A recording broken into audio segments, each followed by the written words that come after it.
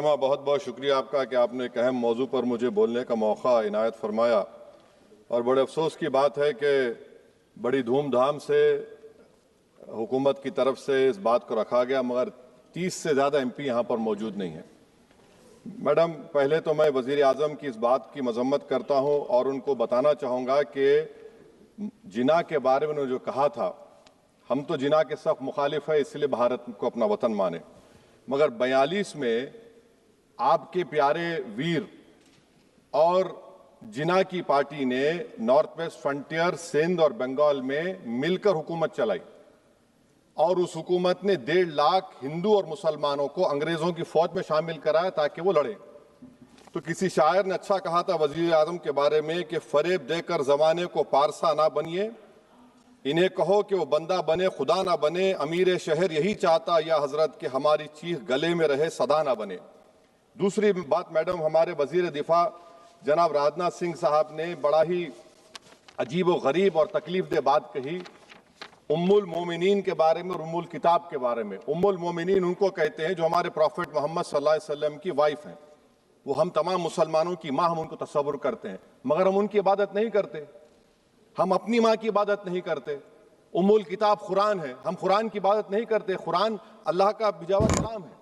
तो उसके बारे में भी शायर ने अच्छा कहा कि खबर नहीं जिन्हें अपने दीन व मजहब की, हमें वो दीन का मतलब सिखाने निकले हैं। अहम बात यह है कि मैडम, हमारे मुल्क का आइन का इस लफ्ज से आगाज होता है वी द पीपल। इसका आगाज भारत माता के नाम से नहीं होता है। हमारे संविधान का जो प्रियम्बल है वो क्या कहता है? Liberty of thought, expression, belief, faith and worship. अगर दस्तूर का ये पहला सफा ये बात करता है तो फिर कैसे किसी शहरी को किसी खुदा, देवी, देवता की इबादत करने पर या सजदा करने पर मजबूर किया जा सकता है? आप ही की पार्टी से आज की जो बातें हुई है इसी का बोल रही हैं। हमारे कॉन्स्टिट्यूंट असेंबली में मैडम एक मोहतरमा थी रोहिणी कुमार चौधरी ने एक तजवीज दी थी कि प्रियम्बल में किसी देवी के नाम से शुरू हो। उन्होंने खास तौर से वंदे मातरम का जिक्र किया, मगर उसको कबूल नहीं किया गया। फिर KV कामत साहब ने एक तजवीज दी कि इट्स सिटीजन्स को बदलकर हर सिटीजन्स किया जाए और खुदा के नाम से शुरू किया जाए, वो तरमीम को मुस्तरद कर दिया गया। हमारे संविधान का उसूल यह है कि भारत क्या है, उसकी अवाम है, अवामी कानून की मुसन्निफ है, अवाम की मर्जी से सबसे बालातर है, अवामी हाकिम है। मुल्क किसी खुदा, देवी, देवता, मजहबी इलामत के नाम से नहीं चलता, ना मुल्क किसी एक मजहब की मिल्कियत है।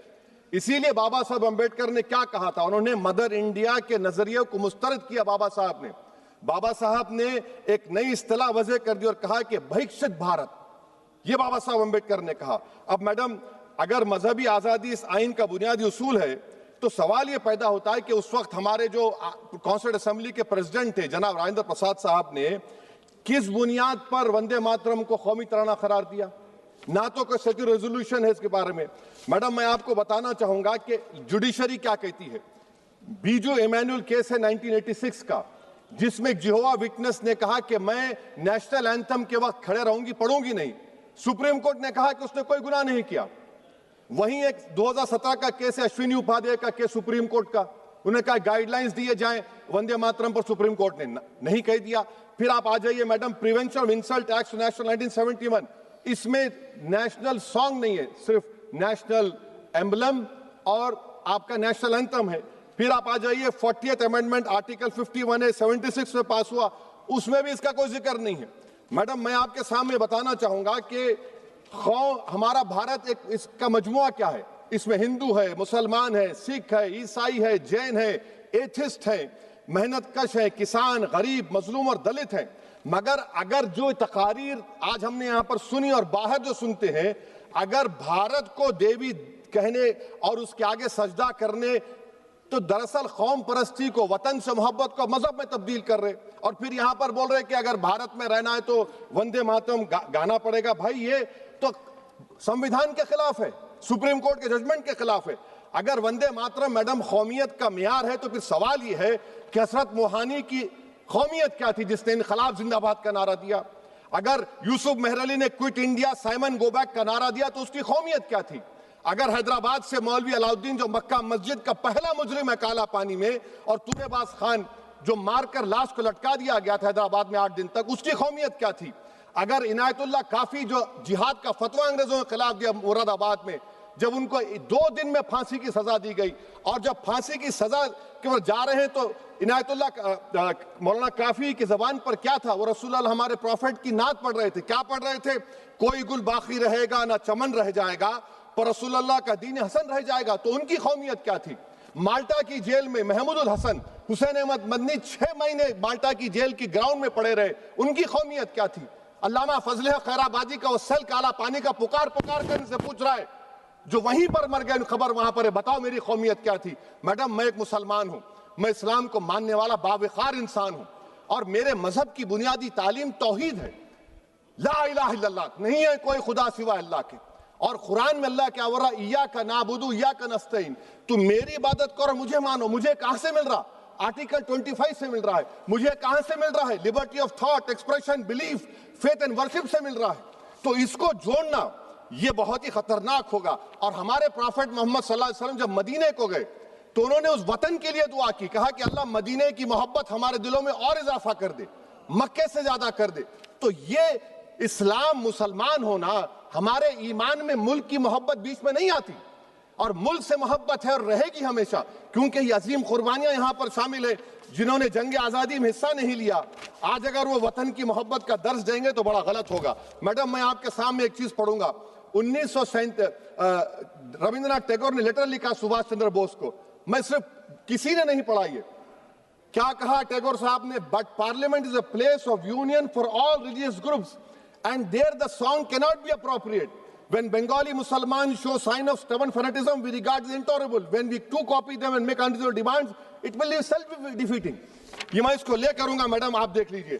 फिर दूसरी तरफ मैडम आप आ जाइए, मैं यहाँ पर बैठकर, हाँ, जितने तकारीर यहाँ पर हुए सब जनगण मन पर तनकीद किए। तो मैडम मुझे ये कहना पड़ेगा कि जनगण मन पर आप लोग इतनी तकलीफ क्यों उठा रहे हैं? आखिर इतनी तकलीफ क्यों है? तो मैं जब जाकर देखा तो मुझे 28 दिसंबर का ऑर्गेनाइजर मैगजीन का आर्टिकल मिला, जिसमें ऑर्गेनाइजर लिखता है कि what is the moral sanction behind government choice of Jana Gana Mana except that it can be made an item of entertainment at the sumptuous parties thrown by government officials. आप बताइए इसका बोलेंगे आप? और फिर उसके कैंड कैसा करते हैं? It will mean we can not love our motherhood. Madam please, it will mean that Vande Mataram is buried alive with the word Jangan Mana on the tombstone, for the tomb will also be of Jangan Mana of the will of the people. इस पर आप क्या बोलेंगे? Madam, मैं आपको ये बताना चाह रहा हूं कि वतन की मोहब्बत हमारे लिए बहुत अहम है, मगर ये बताइए हमको कि अभी मैडम यहाँ पर आनंद मठ के बारे में बहुत कुछ कहा गया। मैं सिर्फ 2 मिसालें आपको देता हूं। आनंद मठ के पेज नंबर 70 और 80 को पढ़ लीजिए। इसके बाद सनातन जहां मुसलमानों के घर पाते थे, इन्हें आग लगा देते थे। आप पेज नंबर 98 पढ़िए, हमें सिर्फ इन मुसलमानों को जड़ से खत्म करना है क्योंकि खुदा के दुश्मन बन चुके हैं। फिर आप पेज नंबर 115-16 दीजिए, फिर मुख्तलिफ इलाकों में मुसलमानों को सदा देने के लिए भेजे जाते, जहां मुसलमान आबादी नजर आती जला दिया जाता। फिर आप देख लीजिए मैडम सफे नंबर 120 पेज 120, बंकिम लिखते हैं कि सनातियों को मालूम नहीं था कि अंग्रेज हिंदुस्तान को निजात दिलाने वाले हैं। ये आप क्यों कर रहे हैं? अब आप मैडम, मैं आपको पेपर्स दे कर दूंगा। मैडम, भारत में हमारी आजादी इसलिए आई और बरकरार रही कि हमने मुल्क और मजहब को एक चीज नहीं बनाया। हमने ऐलान किया कि हमारी मुल्क मुख्तलिफ तबकात मज़ाहिब पर मुश्तमिल है, हमारे मुश्तरका तकदीर हमारी कौमियत का सरचश्मा है, यह खास जबान सखावत मजहब नहीं है। अगर वंदे मातरम का मतन कौम और मजहब को एक बना देता है, अगर हम इसे टेस्ट बनाते हैं वफादारी का, तो फिर मान लीजिए कि यह गांधी, अंबेडकर, टैगोर, बोस और लाखों आजादी के सिपाहियों की सोच को छोड़कर गोडसे की सोच की हिंदू कौमी परस्ताना, मैडम खत्म कर रहा हूं, कौमी हिंदू कौम परस्ताना को इख्तियार करेंगे। मुझे वतन से बेइंतहा मोहब्बत है मैडम, और इंशाल्लाह हमेशा रहेगी, मगर बावजूद इसके कि मेरी मस्जिद, मेरी इबादत गाह, मेरे कपड़े, मेरे कारोबार पर हमले होते, मगर मैं फिर भी कहता हूं कि वतन मेरा, हर वतन को हम छोड़कर नहीं जाएंगे। मगर हुब्बुल वतनी का क्या मुतालबा है? हुब्बुल वतनी ये कहता है कि वतन से मोहब्बत है तो जुल्म को खत्म करो, गरीबी को खत्म करो, बेरोजगारी को खत्म करो, जबर का खात्मा करो, अमन का गहवारा बनाओ, पाकिस्तान की दहशतगर्दी को खत्म करो, एक्सप्लॉयटेशन को रोको, शरारत को रोको, मुल्क के खिलाफ की जाने वाली साजिश खत्म करो।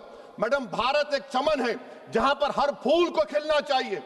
और अगर कोई इस फूल के अगर पूरे फूल खिलेंगे तो उसकी खुशबू से ये वतन मौतर होगा, मगर अगर इस चमन का माली ये कहेगा कि एक ही फूल खिलेगा, तो मैं जिम्मेदारी के साथ कह रहा हूं, अगर एक ही फूल खिलेगा तो वो सहरा बन जाएगा और माली माली नहीं रहेगा, वो जल्लाद कहलाएगा। तो इसीलिए मैडम हम उम्मीद करते हैं कि हुकूमत इस पर जोर जबर ना करे।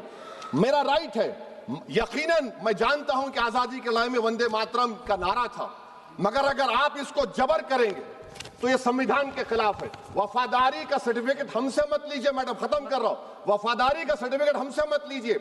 आपके बुजुर्गों के कोई एक किताब में लिख के क्या लिखा है बता दीजिए, कहां पर क्या लिखा हुआ है। तो मैं मैडम मैं इस शेर पर अपनी बात को खत्म कर रहा हूं मैडम, मैं इस शेर पर अपनी बात को खत्म कर रहा हूं मैडम, मैं अपनी बात को खत्म कर देता हूं मैडम, क्योंकि आप बहुत जल्दी में हैं।